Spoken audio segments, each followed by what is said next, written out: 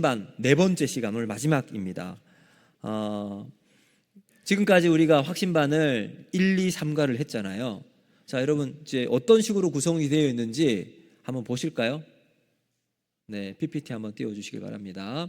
자, 1과 우리가 처음 다리예화에 대해서 한번 살펴보았습니다. 1과 다리예화, 2과는 구원의 확신, 3과는 새 생명, 그리고 오늘 이제 성경과 기도에 대해서 우리가 살펴볼 것입니다. 자, 1, 2, 3과는 복음에 대한 겁니다. 하나님과의 관계를 우리가 어떻게 맺어나갈 것인가. 자, 이 부분을 우리가 살펴보았고요. 오늘 할 4과 5과는 하나님과 어떻게 교제할 것인가에 대한 부분입니다. 그럼 한번 생각해 보세요. 성경은 하나님께서 우리들에게 말씀하시는 거예요. 그러니까 하나님이 우리에게 주시는 거예요. 기도는 뭘까요? 우리가 하나님께 올려드리는 거예요. 그러니까 하나님이 우리에게 주시면 우리가 하나님께 기도로 올려드리는 것. 이렇게 하나님과 우리 사이의 교제가 일어나는 것. 이렇게 이제 말씀과 기도를 이렇게 보시면 될 것 같습니다. 자, 그래서 여러분 오늘 이제 말씀과 기도, 하나님 성경과 기도에 대한 말씀을 보도록 할 텐데, 제가 큐티 강의를 이제 했을 때 처음 시작을 이렇게 했습니다. 심을 것인가, 묻을 것인가. 여러분, 우리가 씨가 있으면 생명이 있는 씨는 어떻게 하죠? 묻습니까? 심습니까? 심죠. 만약에 묻는다 그러면 그 사람 조금 이상한 사람이에요. 자, 심는다라고 하는 거기에 생명이 있을 때 우리가 심는다, 나무를 심고 씨를 심지요. 그런데 내가 정말 사랑하는 강아지가 이제 죽었습니다. 그럼 그 강아지를 어떻게 합니까? 심습니까? 묻습니까? 묻어요. 그렇죠? 왜요? 네, 죽었기 때문에. 생명이 없기 때문에 생명이 없는 강아지는 땅에 묻습니다. 그러면 오늘 우리가 하나님 말씀을 우리 마음에 심어야 할까요? 묻어야 할까요? 심어야 할 줄로 믿습니다. 아멘이시죠? 네, 여러분. 그래서 하나님 말씀은 우리가 마음에 깊이 새겨야 합니다. 그래서 심어서 그곳 가운데서 하나님의 생명이 말씀을 통해서 우리에게 싹이 나고 줄기가 나고 하나님의 많은 열매를 맺을 수 있는 길로 나가야 하는 겁니다.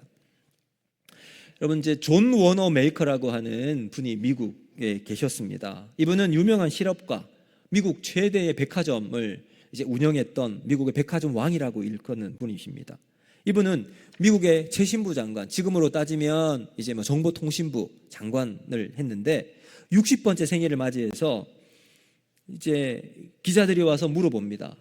아니, 장관님 지금까지 많은 것을 투자를 했는데 지금까지 했던 투자 중에 가장 확실한 투자는 뭐라고 생각합니까? 그랬을 때 이분이 이렇게 말합니다. 저의 투자 중 가장 성공한 것은 제가 12살에 샀던 $2 50센트를 주고 산 빨간 성경책입니다. 이유는 성경책이 현재의 나를 만들었기 때문입니다. 이 낡은 성경을 산 것이 제가 한 가장 위대한 투자였습니다 라고 이야기를 했어요. 여러분에게 있어서 가장 중요한 투자는 어떤 것이라고 생각합니까? 이번에 주식이 많이 올랐던데 주식 투자가 여러분의 인생에 가장 좋은 것이라고 생각을 하십니까? 아니면 코인 이거 하던데 코인이 엄청 올랐습니다. 그것 때문에 내 인생이 새롭게 열리게 되었습니다. 이렇게 말씀하시는 분도 계실 텐데, 바라기는 우리 인생의 가장 중요한 투자는 하나님 말씀에 투자해서 그 말씀이 내 안에 생명의 뿌리를 내리고 싹이 터서 많은 믿음의 열매를 맺는 것이 우리의 가장 좋은 투자가 되기를 주님의 이름으로 축복합니다. 자, 오늘 이제 성경에 대해서 먼저 한번 살펴볼 텐데 한번 보실까요? 자, 다음 한번 넘겨주세요. 여러분, 성경은요 지금까지 구약과 신약 저자들이 참 많고 오랜 기간 동안 쓰여졌잖아요. 성경은 과연 몇 년 정도에 쓰여졌을까요? 성경은 한번 보세요. 1600년 동안 40여 명의 기자에 의해서 66권으로 기록된 책으로 중심은 예수 그리스도입니다. 예수 그리스도가 중심이 되어서 기록되어 있습니다. 하나님 말씀인 성경은 그 다음 영의 양식이고 모든 신앙의 표준이 되므로 신앙인의 교과서이고 신앙생활의 나침반과 같습니다. 그러므로 신앙이란 곧 무엇과? 하나님과 그의 말씀인 성경을 믿는 것입니다. 그래서 하나님을 믿으면서 그의 말씀인 성경을 믿을 수 믿지 않을 수 없기 때문입니다라고 이제 이야기했습니다. 여러분 드와이트 무디 아시죠? 미국의 부흥 운동을 일으켰던 무디. 자, 이분은 이렇게 하나님께 기도를 했대요. 하나님, 내가 믿음 가지고 주님께 간구합니다. 그 믿음으로 나를 새롭게 해 주십시오. 그래서 믿음으로 간구하면 언젠가는 그 믿음이 자기에게 내려와서 마치 번개가 치듯이 자기에게 꽉 무언가가 일어날 것으로 생각을 했대요. 그런데 그런 믿음이 자기에게 오지 않았답니다. 그리고 나서 그가 로마서 10장 17절을 읽었습니다. 로마서 10장 17절은 그러므로 믿음은 들음에서 나며 들음은 그리스도의 말씀으로 말미암았느니라 라고 이야기를 한 거예요. 그리고 나서 지금까지 자신은 성경을 덮어두고 믿었대요. 지금까지 성경을 덮어둔 채 믿었는데 그때부터 성경을 펴서 믿게 되었답니다. 그리고 난 다음 그 성경이 자신의 믿음을 점점 자라나게 했다라는 이제 간증을 한 적이 있습니다. 마찬가지로 오늘 우리가 이 땅을 살아가면서 하나님 말씀을 우리 가슴속에 잘 새기고 그 말씀을 통해서 우리의 영적인 양식과 새로운 하나님의 은혜를 발견해 나가는 우리의 삶이 되기를 바랍니다. 자, 이제 성경을 한번 살펴볼 텐데 먼저 성경의 기원이에요. 성경이 어떻게 시작되었는가 한번 볼게요. 디모데후서 3장 16절을 보면 하나님의 감동으로 되어 있다라고 되어 있습니다. 여러분, 성경은 하나님의 감동으로 쓰여진 책입니다. 사람들이 아까 보시면 소론에서 40여 명의 기자가 1600년에 걸쳐서 기록된 성경이라고 그랬잖아요. 그러니까 40명의 저자가 썼으면 한번 생각해 보세요. 소설을 쓴다 하더라도 여러분 이렇게 두꺼운 책에 성경이 기록되었다면 분명히 관점이 서로 막 달라요. 여기 이야기하고 저기 이야기하고. 왜 40명의 저자가 모두 똑같은 생각을 가지고 할 수 없기 때문에. 그런데 디모데후서 3장 16절은요 우리에게 이렇게 말합니다. 우리 같이 한번 읽어볼까요? 시작. 모든 성경은 하나님의 감동으로 된 것으로 교훈과 책망과 바르게 함과 의로 교육하기에 유익하니. 아멘. 자, 여러분, 성경은 40여 명의 저자가 썼는데 원 저자는 누굴까요? 바로 성령님이십니다. 여러분, 성령님께서 40여 명의 성경의 기자들에게 감동을 주시죠. 그 감동을 통해서 성경이 기록이 되었습니다. 그래서 그 당시 문화와 그 당시 사람들의 생각을 반영해서 하나님의 뜻이 이제 구약부터 쭉 내려왔던 하나님 나라에 대한 그 놀라운 관점을 가지고 성경이 쭉 기록이 되어 이제 우리에게 전해지게 된 거죠. 자, 그러면 두 번째, 자, 하나님의 감동으로 되어 있는데 베드로후서 1장 21절 한번 같이 보도록 하겠습니다. 자, 베드로후서 1장 27절 같이 한번 읽습니다. 시작.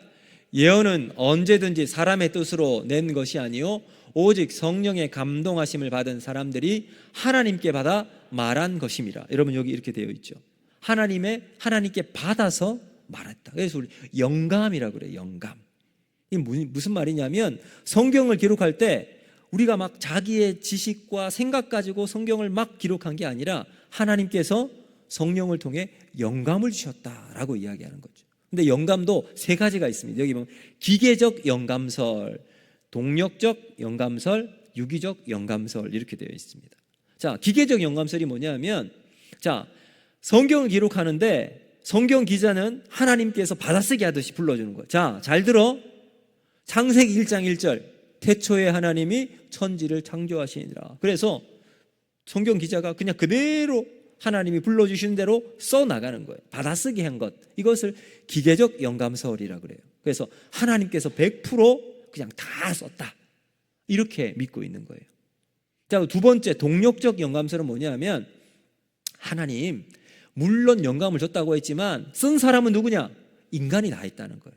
그래서 이 동력적 영감설을 가지고 믿는 사람들은 성경에 대해서 다 이제 한번 다 보는 거예요. 그래서 이거는 뭔가 신화가 섞여 있어. 그거 빼내요. 그리고 이거는 뭔가 좀 아리까리해. 그럼 그것도 빼내요. 우리가 믿을 수 있는 성경은 이거밖에 없어 라고 해서 성경을 이렇게 다 분해해서 결국은 성경에 믿을 수 있는 게 몇 개 안 된다. 이게 이제 이 동력적 영감설이라고 이야기를 합니다. 자, 우리는 어떤 것을 믿냐면 우리는 유기적 영감설을 믿습니다. 이것은 하나님께서 100% 하시고 인간도 100% 하신 거예요. 자, 이게 뭐냐 하면 하나님께서 성령의 영감을 주셔서 기록한 사람들을 사용하셔서, 근데 그 사람이 가지고 있는 저자의 문학적인 깊이와 생각과 그 당시 문화와 이런 것들을 다 활용해서 성경을 기록하게 된, 그래서 우리는 무엇을 믿냐면 유기적 영감서를 믿고 있다라는 것을 우리가 기억하시면 됩니다. 그래서 성경의 기원은 원저자는 누구다? 성령 하나님이시다. 여러분 이렇게 기억하시면 되겠습니다. 그 다음 두 번째 우리 한번 보도록 할 텐데요. 성경의 구조예요. 자, 여러분 성경 중에서 가장 짧은 장은 어디일까요? 아십니까? 성경에서 가장 짧은 장. 성경 좀 읽으십시오. 시편 117편 딱 2절밖에 없어요. 그래서 성경 암송할 때 최소한 내가 한 장은 외우겠다 하면 딱 시편 117편을 한번 보세요.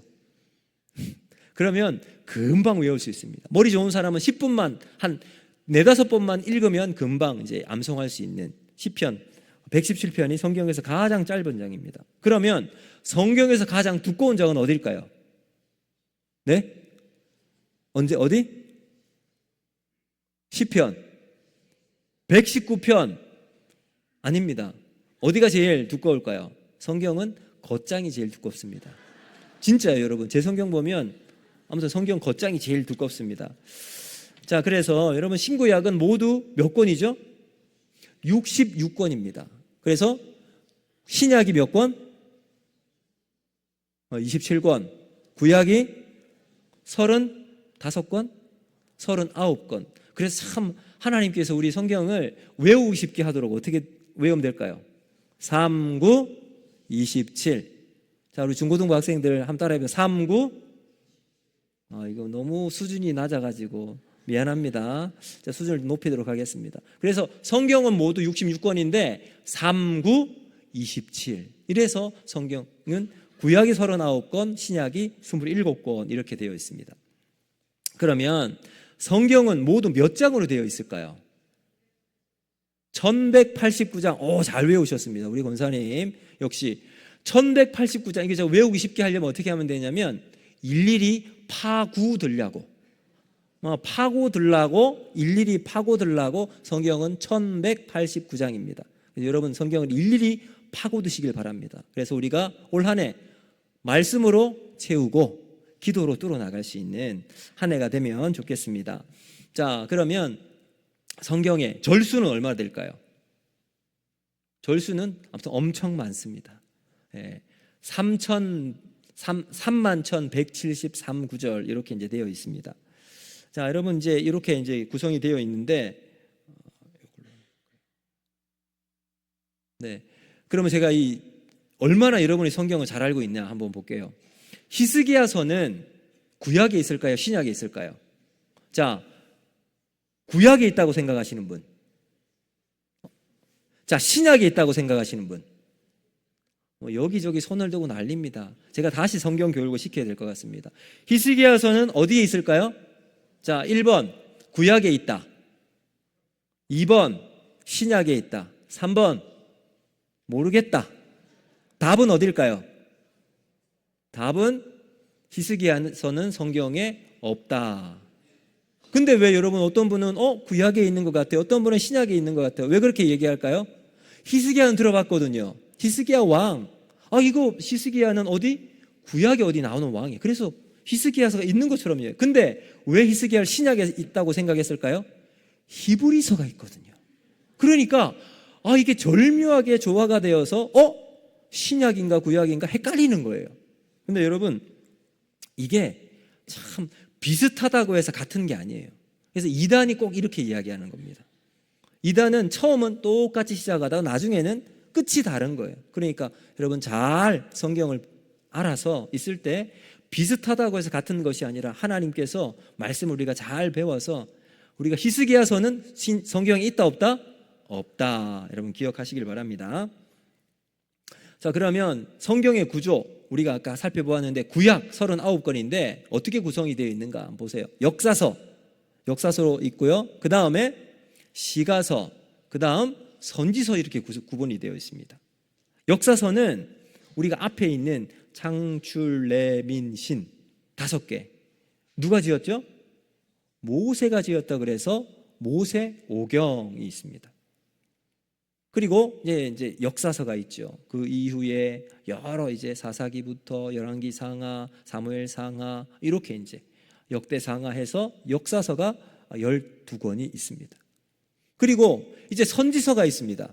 여러분 선지서도 보면 대선지서, 소선지서로 구분하는데 구분하는 기준이 뭘까요?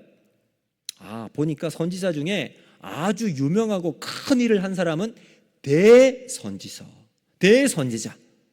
그 별로 뭐 일도 안 하고 보니까 뭐 영향력도 없는 사람을 작은 선지자라고 해서 소선지서라고 구분을 할까요? 아니요, 그렇지가 않습니다. 대선지서와 소선지서로 구분하는 기준이 뭐냐 하면 분량에 따라서 구분을 하는 겁니다. 그러니까 여러분 뒤에 보면 성경 맨 뒷부분 보면 소선지서가 많잖아요. 거기 있는 거 보면 별거 아니야. 아닙니다. 분량에 따라 구분을 하지만 그게 영향력이 작다는 이야기는 아니라는 것을 여러분 기억하시길 바랍니다. 그래서 구약은 저렇게 역사서와 시가서, 선지서로 구분을 하고 있습니다. 그럼 신약은요? 신약은 27권인데 역사서와 서신서로 구분을 합니다. 자, 역사서 처음에 우리가 나오는 마태, 마가, 누가, 요한 이걸 사복음서라고 이야기하고 그리고 사도행전은 그다음 말 그대로 교회 역사로 이렇게 이제 구분을 합니다. 그리고 나머지들은 뭐냐면 다 서신서예요. 근데 서신서도 바울 서신과 일반 서신 구분하는 기준은 바울이 쓴 성경 그리고 나머지 저자들이 쓴 걸 일반 서신으로 합니다. 그래서 바울 서신은 또 구분을 하는데 교회 서신과 목회 서신으로 구분합니다. 그래서 목회자로 있는 디모데나 그다음 이렇게 구분했던 것을 목회 서신으로 이야기하고 나머지 바울이 쓴 서신을 교회를 보냈다 그래서 교회 서신이라고 구분을 해서 구약은 이렇게 구성이 되어 있습니다. 자, 그러면 여러분 우리가 앞에서 서론에서 나왔던 것처럼 성경이 이렇게 많은 분량과 오랜 기간 동안 쓰여졌는데 그러면 성경의 중심적인 주제가 있을 건데 뭐냐라고 물어보면 여러분 누가복음 24장 27절에 보면 이렇게 말합니다. 우리 같이 한번 읽어보겠습니다. 시작. 모든 선지자의 글로 시작하여 모든 성경에 쓴 바 자기에 관한 것을 자세히 설명하시니라. 뭐라고 이야기합니까? 자기에 관한 거래요. 자기가 누구예요? 예수님. 예수님에 관해서 성경이 쭉 쓰여졌다는 겁니다. 자, 그럼 다른 부분 한번 볼게요. 구약은요 많잖아. 66권인데 그 성경을 쫙 압축하면 뭐가 남냐면 메시아가 오실 건데 그 메시아가 바로 예수 그리스도다. 오실 예수 그리스도에 대한 이야기가 바로 구약 성경입니다. 자, 신약은요 그러면 신약은 오신 예수님이에요. 예수님이 오셨잖아요. 오시고 난 다음 예수님에 대한 행적들을 쓴 게 복음서고요. 그 다음 예수님이 승천하시고 교회가 생기고 난 다음에 일어났던 이야기들이 바로 그 이후에 일어났던 이제 서신서들입니다. 그래서 오신 예수님에 대한 이야기를 하고 있고 그리고 요한계시록을 비롯해서 이 마지막 날에 예수님이 다시 오실 것이다 라고 하는 이야기가 바로 신약의 내용이라고 보시면 됩니다. 그러니까 성경의 중심주제는 누구예요? 예수 그리스도. 구약은 예수님을 정점에 두고 오실 메시아, 신약은 오신 예수님에 대해서 설명을 하고 다시 예수님이 이 땅에 오실 것이다 라고 해서 중심 주제는 예수 그리스도에 대해서 성경이 이야기하고 있는 거죠. 자, 요한복음 5장 39절도 똑같이 이야기합니다. 같이 한번 읽어보겠습니다. 시작. 너희가 성경에서 영생을 얻은 줄 생각하고 성경을 연구하거니와 이 성경이 곧 내게 대하여 증언하는 것이니라. 여러분 보세요. 여기도 똑같이 성경이 예수님에 대해 증언하고 있다. 그래서 성경의 중심 주제는 뭐다? 예수 그리스도다라고 우리가 생각하시면 되겠습니다. 성경의 중심 주제는 예수 그리스도다. 자, 그러면 성경이 우리가 이제 많이 읽자고 하잖아요. 성경이 우리에게 어떤 역할을 하는가에 대해서 이야기를 합니다. 신앙생활에 참 많은 유익이 있습니다. 그렇죠? 자, 어떤 유익이 있는가? 한번 보겠습니다. 베드로전서 1장 23절 말씀 같이 한번 읽어보겠습니다. 시작. 너희가 거듭난 것은 썩어질 씨로 된 것이 아니요 썩지 아니할 씨로 된 것이니 살아있고 항상 있는 하나님 말씀으로 되었느니라. 여러분 어떻게 되어 있습니까? 하나님 말씀은요 우리를 다시 태어나게 합니다. 그래서 거듭남 중생으로 이야기하잖아요. 하나님 말씀은 살아있다고 그랬죠. 살아있는 하나님 말씀이 우리 속에 들어오면 그 말씀이 우리를 살아나게 만드는 거죠. 믿으십니까? 그래서 그 하나님 말씀을 우리가 늘 읽고 묵상하면서 나를 가까이 하는 겁니다. 자, 두 번째, 그 하나님 말씀은 우리를 믿음으로 성장해 나가게 합니다. 한번 보겠습니다. 베드로서 3장 18절 말씀 시작. 오직 우리 주 곧 구주 예수 그리스도의 은혜와 그를 아는 지식에서 자라가라. 영광이 이제와 영원의 날까지 그에게 있을지어다. 아멘. 보세요 여러분, 보니까 여기 그에게까지 자라가라 라고 하잖아요. 하나님 말씀을 통해서 우리가 그리스도에 이르기까지, 장성한 분량에 이르기까지 자라나는 거예요. 어떻게 자라납니까? 하나님 말씀을 통해서 우리가 자라날 수 있게 되죠. 그래서 하나님 말씀은 우리의 신앙에 많은 유익을 주고 있다라는 것을 알 수가 있습니다. 그리고 두 번째, 하나님 말씀에 네 가지 역할이 있다라고 되어 있는데요. 시편 19편 7절과 8절 말씀인데요. 자, 먼저 19장 19편 7절 말씀 같이 한번 읽어보겠습니다. 시작. 여호와의 율법은 완전하여 영혼을 소생시키며 여호와의 증거는 확실하여 우둔한 자를 지혜롭게 하며. 자, 여기 보시면 하나님 말씀 우리의 영혼을 소생시킨다. 앞에서 말씀드린 것처럼 하나님 말씀이 우리 속에 들어오면 죽은 영혼을 다시 살리는 역할을 합니다. 그래서 중생의 은혜와 거듭남의 놀라운 역사를 말씀을 통해서 경험해 나가게 되는 거죠. 그리고 여러분 좀 점점 시간이 지나가면서 자꾸 깜빡깜빡한다. 성경 말씀 읽으세요. 그러면 여기 보면 우둔한 자로 지혜롭게 한다라고 말씀하고 있잖아요. 이 말씀 그대로 말씀을 읽으면 읽을수록 내 삶에 하나님이 주시는 믿음의 지혜로 우리의 삶이 환하게 열리게 되는 은혜가 있게 됩니다. 여러분 지혜롭기를 원하십니까? 말씀을 가까이 하시기를 바랍니다. 자, 그리고 시편 19편 8절 말씀 같이 보겠습니다. 8절 같이 읽어보겠습니다. 시작. 여호와의 교훈은 정직하며 마음을 기쁘게 하고 여호와의 계명은 순결하여 눈을 밝게 하시도다. 아멘. 여러분 하나님은 말씀을 통해서 우리를 정직하게 하십니다. 그래서 우리의 마음이 하나님 주신 은혜와 사랑으로 기쁨이 넘치게 되죠. 여러분 세상 살아가던 근심 걱정 많이 있는데 말씀이 우리 속에 들어오면 그 모든 것 다 씻어내고 하나님이 주시는 마음의 기쁨을, 영혼의 기쁨을 하나님 허락해 주십니다. 그래서 말씀을 많이 읽으면 근심 있는 세상을 살아가더라도 하나님이 주시는 기쁨으로 우리가 세상을 살아갈 수 있게 되죠. 자, 기쁨을 우리에게 주십니다. 그리고 또 우리의 영안을 밝게 합니다. 여러분 이게 얼마나 중요합니까? 혼란하고 혼탁하고 어지러운 세상 속에 하나님 말씀이 우리를 밝게 만들어줍니다. 무엇이 진리인지 무엇이 참인지 분별할 수 있도록 은혜를 베풀어 주시니 여러분 우리는 하나님 말씀을 가까이 하며 살아가야 할 줄로 믿습니다. 자, 그래서 우리의 삶을 인도해 주시고 도와주시는 하나님 말씀. 자, 시편 119편 105절 말씀, 우리가 너무나도 잘 알고 있는 말씀입니다. 같이 한번 읽어보겠습니다. 시작. 주의 말씀은 내 발의 등이요 내 길의 빛이니이다. 아멘. 여러분 우리가 캄캄한 세상을 살아간다 할 때 하나님 말씀이 빛이에요. 등불입니다. 빛으로 우리 온 세상을 비추고 내 가는 길에 등이 되어서 여러분 돌뿌리가 있는지 걸림돌이 있는지 확인할 수 있게 만들어줍니다. 그래서 우리가 이 세상에 하나님 말씀의 빛을 따라 살아가는 인생이 복되고 아름다운 말씀이 될 수 있는 겁니다. 여러분 네 가지 잘 기억하세요. 영혼을 소생하고 그 다음 지혜롭게 하고 기쁨을 주고 영안을 밝게 해줍니다. 그러므로 우리는 말씀을 가까이 하는 복된 성도들이 될 수 있기를 주님의 이름으로 축복합니다.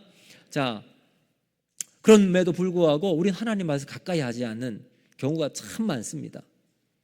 여러분 지금 우리가 신년 때부터 우리가 성경 읽기 통독표를 드렸잖아요.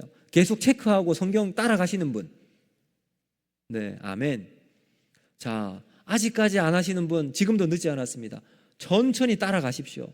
그래서 올 한 해 마칠 때 여러분 성경 일독 우리가 모두 해서 하나님 말씀으로 정말 충만하게 채워질 수 있는 삶이 되었으면 좋겠습니다. 왜 근데 말씀을 가까이 하지 않을까요? 보세요. 죄로 인해서 영혼이 병들었기 때문에 그렇습니다. 그러면 우리 마음에 죄가 있으면요 점점 멀리하고 싶어요.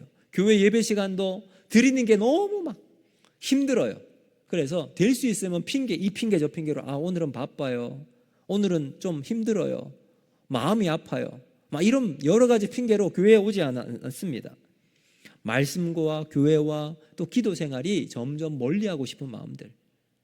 여러분 새해가 시작되면서 오랫동안 쉬었던 새벽 예배도 다시 한번 결단하시고 나오시고 예배 때마다 하나님의 은혜를 사모하는 마음으로 나오는 우리가 되었으면 좋겠어요. 죄로 인해서 영혼이 병들면 말씀을 가까이 하지 않습니다. 두 번째, 왜 그런가? 성경의 가치와 중요성을 모르기 때문에 읽을 책도 많은데 다른 내 삶을 좀 새롭게 해나가는 자기 개발서 읽기도 부족한데 그렇게 생각하시는 분이 계세요. 그러나 하나님 말씀이 우리의 삶을 너무나도 중요한 말씀이, 성경의 가치를 모르면 성경을 보면 별로 감흥도 없습니다. 여러분 성경이 우리의 삶의 가장 중요한 가치가 됨을 깨닫고, 여러분 아까 보았던 제가 말씀드렸던 여러분 그 분 있잖아요, 존 워너메이커. 그분은 어렸을 때 샀던 성경이 자신의 인생에 가장 가치 있는 거래요. 여러분의 인생에 가장 가치 있는 것은 오늘부터 성경이 나의 인생에 가장 중요한 가치입니다. 믿음의 고백이 있기를 바랍니다. 자, 세 번째, 왜 성경을 가까이 하지 않는가? 무의미하고 지루하게 느껴지니까. 그럴 경우가 많아요. 여러분 성경을 보는데 목사님 도대체 무슨 말인지 모르겠습니다. 이 이야기하고 저 이야기하고 말도 너무 어려워요. 또 참 잠이 안 올 때 성경 어떻게 잠이 그리 잘 오는지. 그래서 목사님 저는 성경 보면 수면제처럼 사용합니다. 그래서 성경 많이 못 읽어요 하시는 분도 계시는 것으로 압니다. 그런데 여러분 성경이 무가치하고 지루한 책이 아님을 우리가 읽으면 읽을수록 꿀보다 더 달다고 이야기하잖아요. 그럼 왜 그런 차이가 생길까요? 의미가 있기 때문이에요. 나에게 성경이 힘이 되기 때문에 그렇겠죠. 자, 그 다음 습관이 되어지지 않기 때문에 그래요. 목사님 정말 성경이 중요하고 너무나도 나에게 소중한 것을 알지만 잘 안 돼요. 성경 보려고 하면 왠지 그냥 설거지할 게 생각이 납니다. 설거지 한번 했다가 설거지하고 나서 성경 읽어야지 하고 나면 방청소를 생각이 납니다. 거실 한번 진공청소기 한번 돌리고 그 다음 방청소하고 이러다 보면 지쳐가지고 조금 쉬었다가 봐야지. 미루다 보니 하루가 지나갑니다. 내일 봐야지. 또 내일 지나고 나면 똑같은 일이 반복적으로 일어나는 거예요. 습관이 되어 있지 않기 때문에 그렇게 되죠. 자, 그 다음 바쁘고 피곤하기 때문에. 아마 여러분들이 이 이야기를 제일 많이 하실 것 같아요. 자, 여러분이 말씀을 가까이 하지 않는 이유가 뭐가 있습니까? 여러분 저 중에 하나 체크되신 분, 아니면 모두 다 체크되신 발가락 드세요. 손 들면 조금 더 민망하니까. 여러분 그렇다면 그럼에도 불구하고 우리가 성경을 가까이 해서 올 한 해는 정말 성경 일독 모두가 할 수 있는 우리 교회 모든 성도들 될 수 있기를 주님 이름으로 축복합니다. 네. 자, 이제 기도에 대해서 한번 살펴볼 텐데, 여러분 기도도 참 우리가 잘 하고 싶잖아요. 기도하고 싶은데 우리가 기도 잘 안 될 때가 많습니다. 어떤 사람이 하나님께 이렇게 기도했습니다. 하나님에게 10억은 어떤 가치가 있습니까? 하나님께서 그에게 응답하세요. 10억 나에게 푼돈이지. 그래요? 그럼 1000년은 어떻게 생각합니까? 나에게 1000년은 눈 깜빡할 사이다. 그러자 이 사람이 하나님께 한 푼만 달라고 이야기를 합니다. 하나님께서 뭐라고 대답을 하셨을까요? 그래, 1초만 기다려라. 그러니까 한 푼이라고 하면 이 사람에게 10억 말씀했죠. 하나님 한 푼이라고 했는데 1초에 불과하다라는 것은 1000년이 1초 하나님에게 하니까. 여러분 우리가 기도를 이렇게 하면 안 되겠죠. 하나님께 기도할 때는 내 온 마음을 들여서 하나님께 기도하는 삶을 살아가야 할 줄로 믿습니다. 자, 오늘 우리가 기도에 대해서 잠깐 또 한번 살펴볼 텐데, 여러분, 기도는 뭐냐 하면 그리스도의 특권입니다.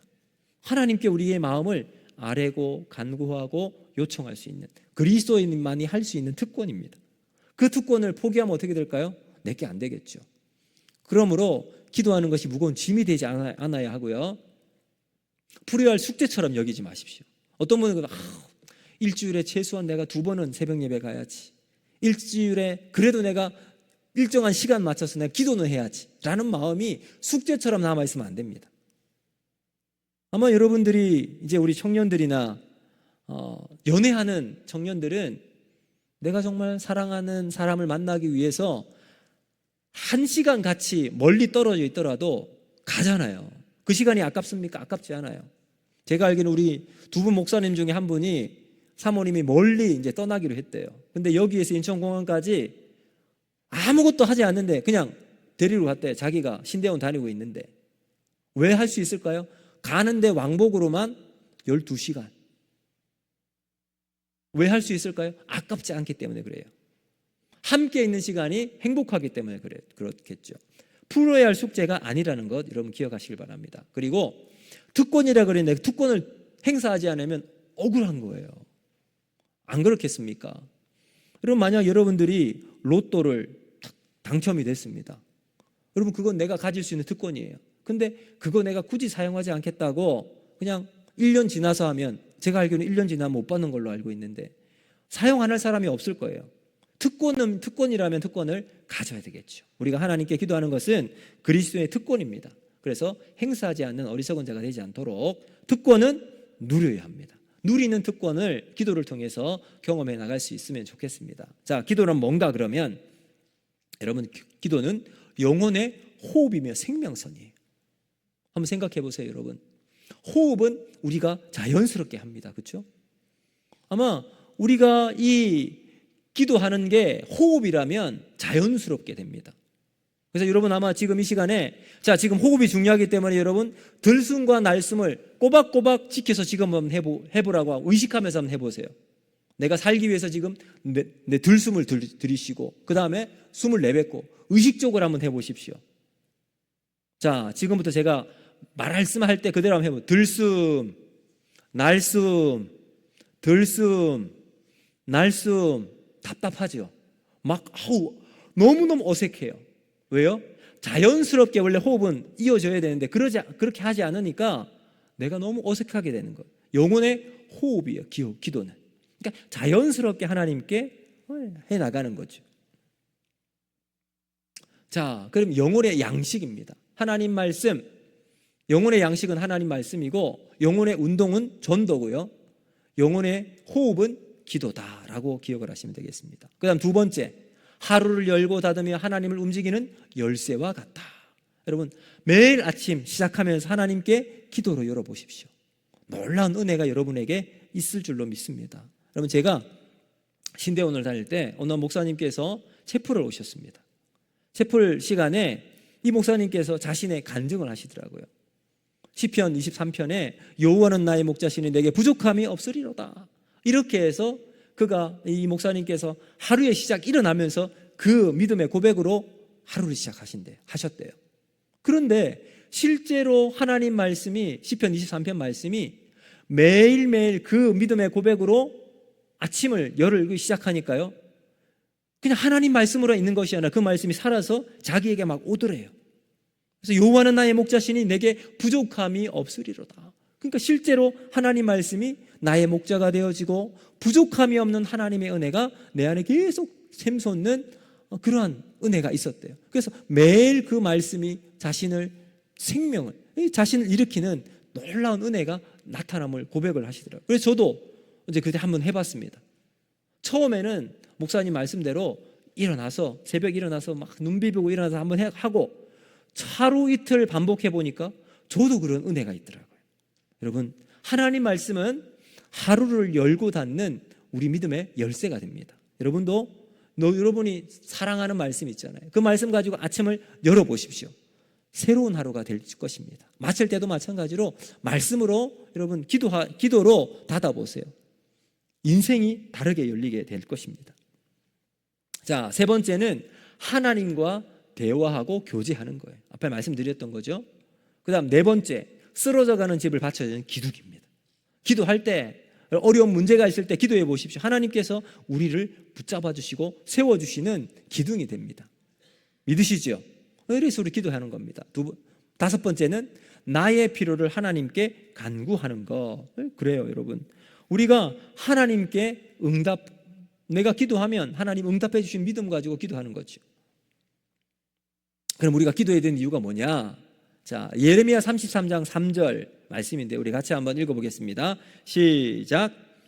너는 내게 부르짖으라. 내가 내게 응답하겠고 내가 알지 못하는 크고 은밀한 일을 내게 보이리라. 아멘. 자, 하나님께서 말씀하셨어요. 하나님이 원하시는 거예요. 기도는 하나님이 원하시는 거예요. 그래서 우리는 기도하는 거예요. 하나님 기도하라고 하니까 우리가 기도할 때 하나님, 야, 기도했니? 내가 응답해 줄게. 하나님의 믿음의 역사가 여기 나타나는 겁니다.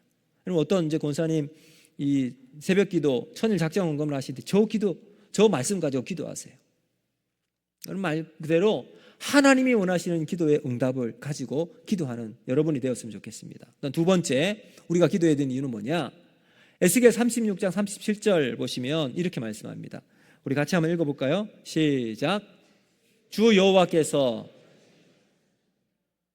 그래도 전 잘 안 보이네 이게. 네, 쭉 한번 읽어보십시오. 네, 그래도 내게 구하라 이렇게 말씀합니다. 어떤 환경에 있든지 먼저 하나님께 구하라. 여러분, 기도하면 하나님께서 내 모든 것을 맡겨주시고 하나님이 만들어주실 줄로 믿습니다. 이게 우리의 신앙의 고백이 되기 때문에 그렇습니다. 자, 그럼 두 번째, 사무엘상 12장 23절 사무엘이 이렇게 고백합니다. 같이 한번 읽어볼까요? 시작. 나는 너희를 위하여 기도하기를 쉬는 죄를 여호와 앞에 결단코 범하지 아니하고 선하고 의로운 길을 너희에게 가르칠 것인즉. 기도가 쉬는 것이 죄라고까지 사무엘 선지자는 이야기했습니다. 그러므로 죄짓지 않기 위해서 우리는 기도하는 겁니다. 자, 그리고 세 번째, 자, 빌립보서 4장 6절과 7절 말씀, 우리의 필요를 위해서 하나님께 기도할 수 있습니다. 자, 우리 같이 한번 읽어볼까요? 시작. 아무것도 염려하지 말고 다만 모든 일에 기도와 간구로 너희 구할 것을 감사함으로 하나님께 아뢰라. 그리하면 모든 지각에 뛰어난 하나님의 평강이 그리스도 예수 안에서 너희 마음과 생각을 지키시리라. 아멘. 여러분, 우리의 필요를 가지고 하나님께 감사함으로 기도하면 하나님께서 응답해 주시겠다 약속해 주십니다. 그래서 우리는 하나님께 기도할 수 있는 거죠. 자, 그러면 우리가 이제 응답받는 기도하는 사람의 자세는 뭔가? 자, 여러분, 바로 이겁니다. 하나님은 우리의 기도에 얼마나? 100% 응답해 주신다. 믿으십니까? 정말 믿으십니까? 근데 이렇게 질문을, 목사님, 기도하는데 안 들어주던데요. 응답이 없던데요. 이렇게 말씀하신 분 계시죠. 자, 이 응답이 100% 응답이 어떻게 되는가? 예스의 응답이 있습니다. 하나님, 우리가 기도할 때 그래, 우리가 기도한 대로 하나님께서 응답해 주십니다. 그게 하나님의 응답의 방법 첫 번째, 예스예요. 이러면 얼마나 좋습니까? 그렇죠? 우리가 기도하는 것마다 하나님 예스로 응답해 주시면. 근데 다른 것도 있다는 거겠죠? 뭐가 있을까요? 노 안 돼. 하나님이 기도했는데 그거 들어줄 수 없어. 어떨 때 이렇게 할까요? 여러분 한번 생각해 보세요. 어린아이가 있는데 엄마가 열심히 부엌에서 막 칼로 막 하고 있는, 너무너무 탁탁거리는 소리와 경쾌한 이제 요리를 잘하는 엄마입니다. 도마에다 이거 탁탁탁탁 소리가 너무너무 좋은 거예요. 아이가 그거 보고 엄마 나도 그거 사용할래. 이제 5살 된 아이가. 엄마가 아이가 원한다고 해서 그 칼을 선뜻 내어줄까요? 그래, 네가 원하니 이 칼 가지고 네가 한번 사용해봐. 줄 엄마가 있습니까? 아마 아무도 없을 거예요. 그때는 뭐라고 합니까? 안 돼, 너 이거 사용하면 안 돼. 이렇게 노라고 이야기합니다. 자, 그리고 나면 그 다음에 뭐냐면 웨이트예요. 웨이트, 기다려라. 이 아이가 5살이 되고 이제 10살, 15살 되면, 그때쯤 되면 엄마가 맡겨요. 근데 조심스럽게 하죠. 야, 칼은 위험하니까 조심스럽게 사용해. 힘은 이렇게 주고 방법은 이렇게 하면 잘 잘려 라고 이야기하겠죠. 그렇게 해서 될 때까지 기다리는 겁니다. 나중에 해줄게 라고 하나님이 말씀하시는 거예요. 그래서 하나님께 기도하는 모든 기도 제목, 기도는 100% 응답 받는다. 여러분, 이게 우리의 믿음입니다. 네. 자, 그러면 우리는 어떻게 하나님께 기도하는 태도와 자세를 가져야 되는가? 요한일서 5장 14절과 15절 말씀이 있는데 우리 같이 한번 읽어보겠습니다. 시작.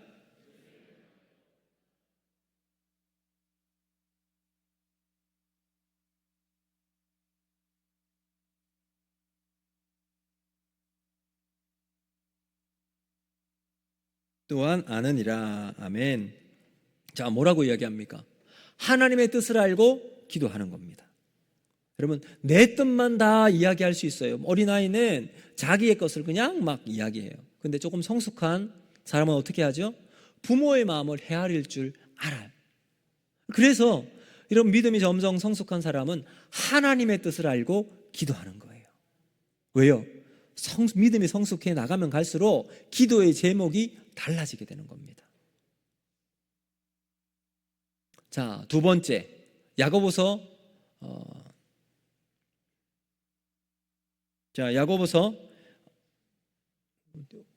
야고보서 11장 23절과 24절, 1장 같은데, 자, 우리 같이 한번 읽어보겠습니다. 시작.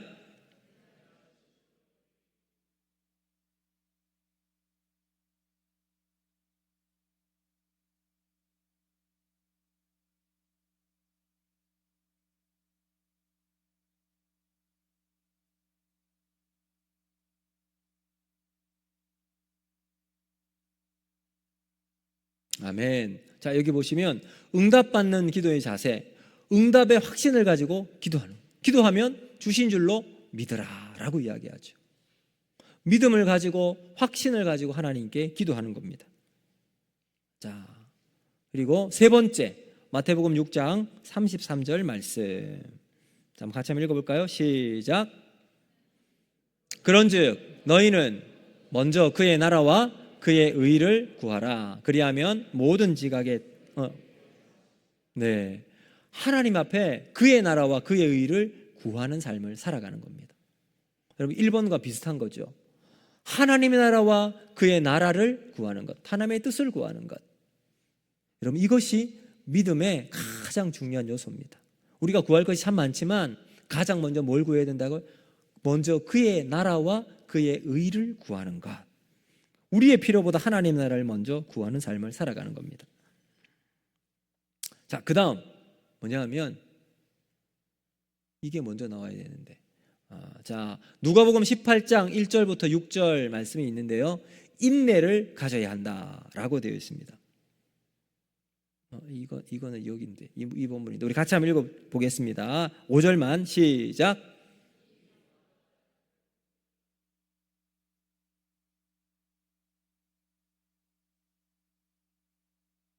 네, 여러분, 이게 한 과부가 어디 관원을 찾아옵니다. 자기 억울함을 풀어달라고 밤중 새벽 할 것 없이 계속 와서 간청하는 거예요.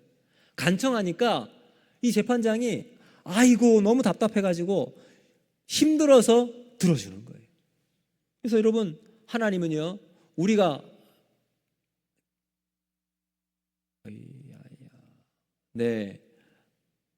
인내함을 가지고 계속 기도하는 거예요. 하나님께 끊임없이 기도하는, 쉬지 않고 기도할 때 하나님께서 우리의 기도를 응답해 주십니다. 자, 그리고 마지막 5번째는 예수님의 이름으로 기도하는 겁니다. 우리 모든 기도는 마지막에 뭐로 끝나요? 예수님의 이름으로 기도합니다. 왜요? 모든 것은 하나님의 뜻 안에서 예수 그리스도께서 우리의 기도를 들으시고 하나님께 가지고 올라가기 때문에 그렇습니다. 자, 우리 같이 한번 읽어보겠습니다. 시작.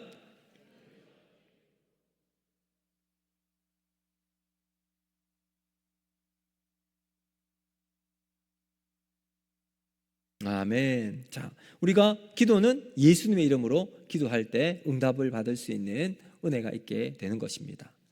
자, 그러면 우리가 기도하는데 기도를 계속 방해하는 여러 가지 요소들이 있어요. 어떤 기도 요소들이 있는가 한번 볼게요. 첫 번째, 우리의 죄 때문에 그렇습니다. 여러분, 우리가 은혜가 충만하면 기도하고 싶어요. 예배 자리를 막 찾고 싶어요. 근데 죄가 우리 안에 있잖아요.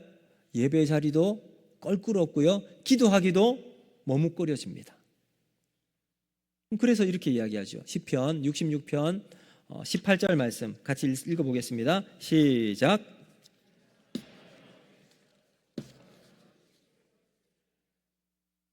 네, 여러분, 우리가 내가 내 마음에 죄악을 품었더라면 주께서 듣지 아니하시리라.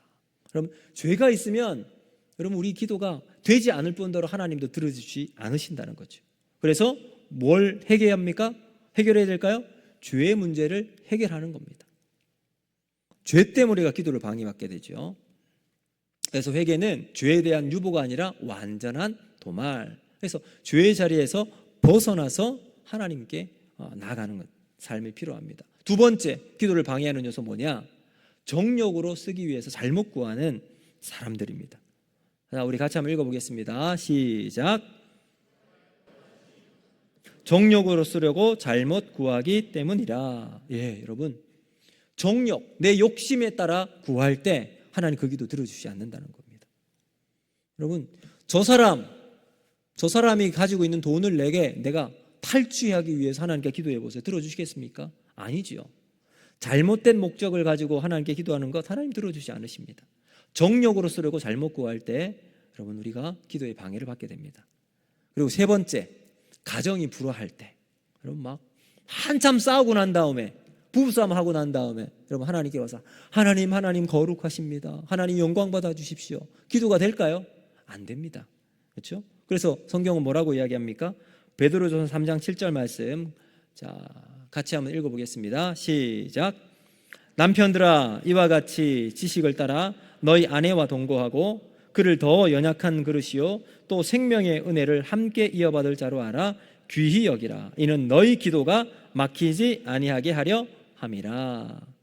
여러분, 오늘 집에 가셔서 남편과 아내가 서로 여보 사랑합니다, 축복합니다, 서로를 위해서 이러한 또 축복과 은혜의 말을 나눌 수 있기를 바랍니다. 여러분, 가정이 평안할 때 기도도 하나님께서 들어주신다, 이렇게 말씀하고 있으니까 여러분 가정이 하나님 안에서 평안하게 서로 아름다운 믿음의 가정을 이루어서 기도의 응답을 또 경험하는 믿음의 가정 될 수 있기를 바랍니다. 자, 이제 보시면 우리가 기도할 때 미움이 우리에게 있잖아요. 미움이 증오를 만들고 그 증오가 하나님 말씀에 불순종한 길을 만들게 돼서 결국은 그것을 통해서 사탄이 우리를 역사해 나가는 통로가 됩니다. 그러므로 사탄이 우리에게 역사하는 통로가 되어지지 않기 위해서 미움과 시기와 이런 것들을 다 내어버려서 하나님께서 우리를 통해서 정말 기도를 통해서 하나님을 깊이 만날 수 있는 그런 삶이 우리에게 일어나야 할 줄로 믿습니다. 자, 이제 기도에 세 가지 요소가 있습니다. 뭐냐 하면 첫 번째, 기대하는 마음을 가지고 있어야 합니다. 기도할 때 에이, 안 될 거야, 이러면 기도가 될까요? 안 됩니다. 기대하는 마음으로 하나님께 기도합니다. 자, 그 다음 두 번째, 그 다음은 실제로 기도하는 거예요. 기대하는 것으로만 끝나는 것이 아니라 그 다음 하나님 앞에 엎드려 기도하는 거예요. 기도의 이제 요소들이 있죠. 하나님을 찬양하고 감사하고 회개하고 간구하고 중보하고 마지막 예수님의 이름으로 기도하는 이런 기도의 형식이 있는데 이렇게 하나님께 실제 기도하는 겁니다. 자, 그 다음 마지막 세 번째는 뭘까요? 기다리라. 기다리는. 기도하고 난 다음에 바로 하나님 왜 응답이 없습니까? 이게 아니에요. 응답 주실 때까지 인내함으로 기다리는 겁니다. 네. 그래서 기대하고 기도하고 기다리면 그 다음 무엇이 일어날까요? 기대하고 기도하고 기다리면 그 다음 우리의 삶에 기적이 일어나는 여러분 믿음의 역사가 우리에게 나타나게 될 줄로 믿습니다.